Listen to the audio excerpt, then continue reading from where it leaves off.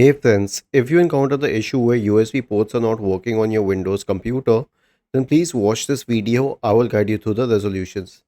The first solution is to power cycle your computer. Now, it simply means like turn off your computer and then remove the what do we say the charging cable and the battery, and then press the power button for 40 seconds to discharge the capacitors. Then connect everything back and reboot your system. If it doesn't help, then run the hardware and devices troubleshooter. So it is msdt.exe space hyphen id space device diagnostic.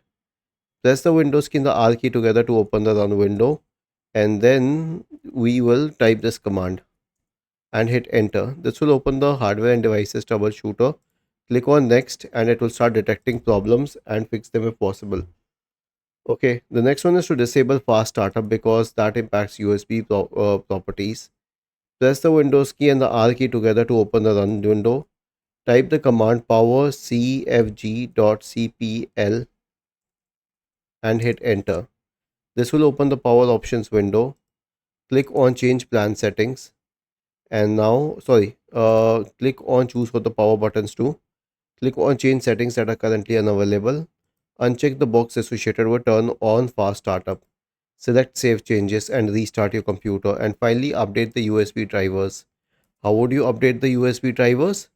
Search for device manager in the Windows search bar and open device manager. Expand the list for universal serial bus controllers. Right click on USB root hub and update the driver, and repeat it for all the USB root hub drivers. Was this helpful? If yes, then please subscribe to the channel. If not, then let us know in the comment section of the video on how we could help you further. Thank you for watching this video and have a nice day.